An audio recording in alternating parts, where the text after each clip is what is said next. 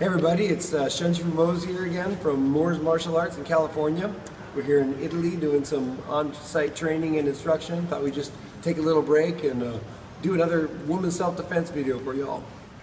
Alright, so in this scenario, very likely scenario, we're going to have some lovely young ladies out on a walk in Venice.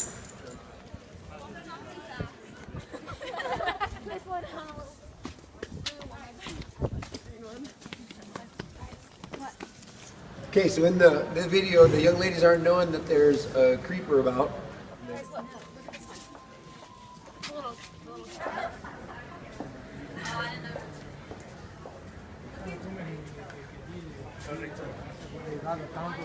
Really important to be situationally aware because predators are always on the hunt. They're always looking for their prey. So you got to have your head on a swivel at all times.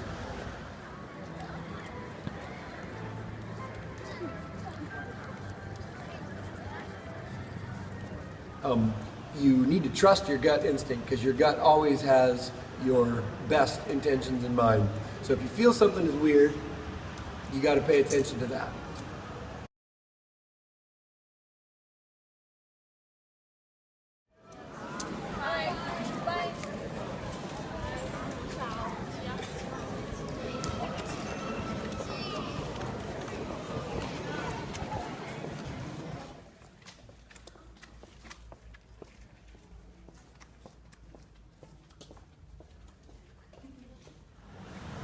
So in the video here, the girls are not being aware and they make a big mistake. After they've been having a good time, Carissa goes off by herself and starts walking some back streets of Venice there. Quieter and quieter streets. Now we do a ton of training for the military and as any military person knows, battle buddy is everything.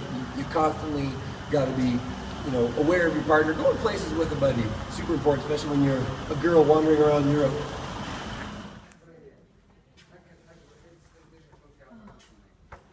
So the mistake has been made and somebody's going to pay the price. And in the first instance, first way it plays out, it's going to be Carissa that's going to pay it. She's, in that instance, had not had any fight training, or if she has, done some martial arts somewhere, she hasn't really had any real world reaction style training. And well, let's just see how that one plays out.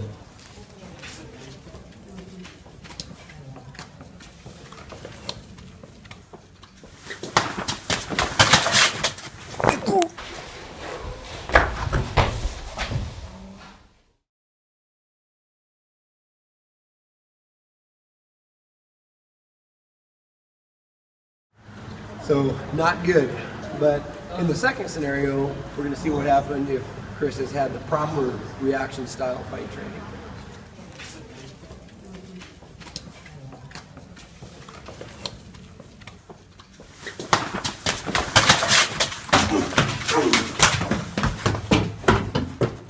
Now in a short video like this, we can't go through everything that's going through her brain, but we can definitely show you how she moved a little bit.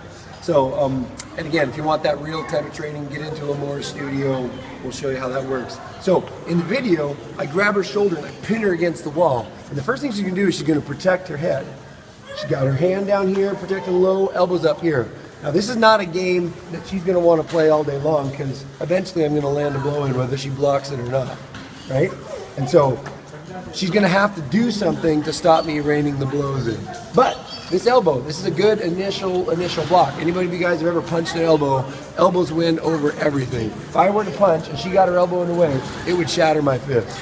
And then this has got some protection down here. But again, she doesn't want to stay in this posture.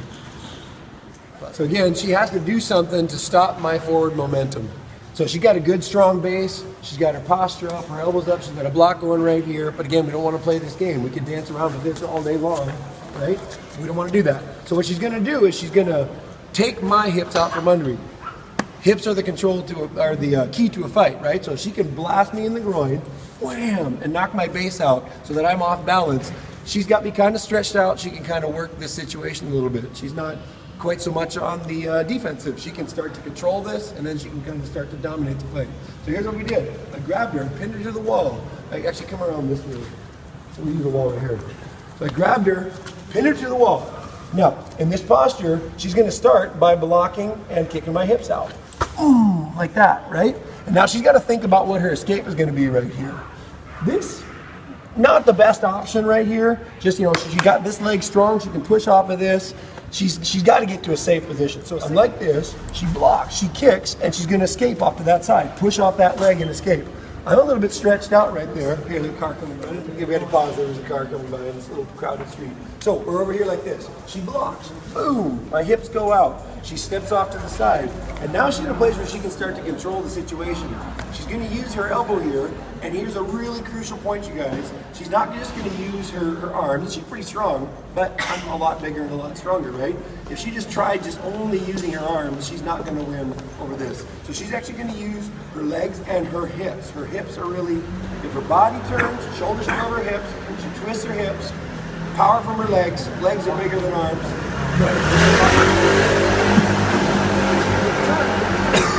Lock my shoulder out like that. So just in the beginning, I pin her to the wall, I throw the punch, she kicks me back, and she locks my shoulder out. So in that posture, as she's turning to lock my shoulder out, she can just keep this fist up and just keep turning right into my jaw, right? If she turns this hard, she's gonna tear my shoulder, and that's a great spot to hit somebody, right? Here we are again. I grabbed her, I slammed her against the wall, she kicked me, her elbow is right there, she turns her hips, locks me out, smashes me in the face, and takes off running as fast as she can. Good job.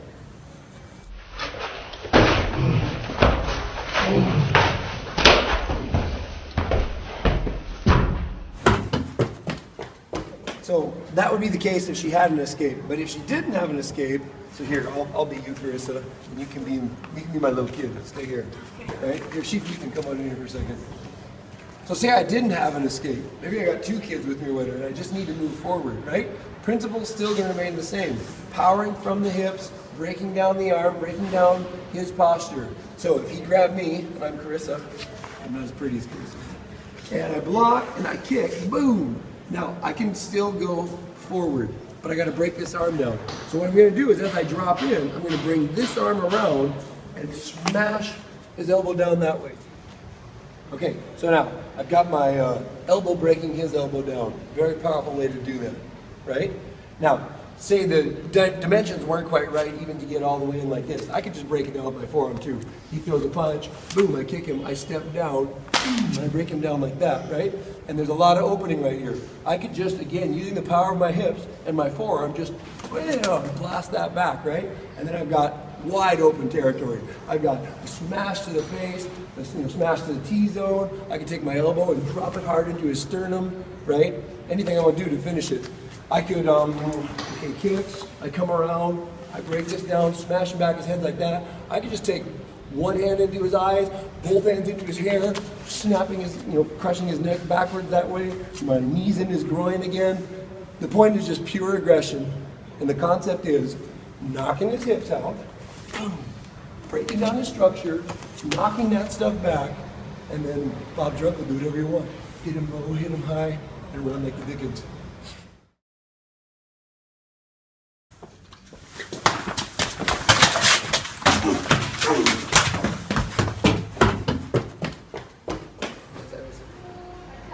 All right, that's it, you guys. Hope you liked what you saw. If you did, you can hit subscribe.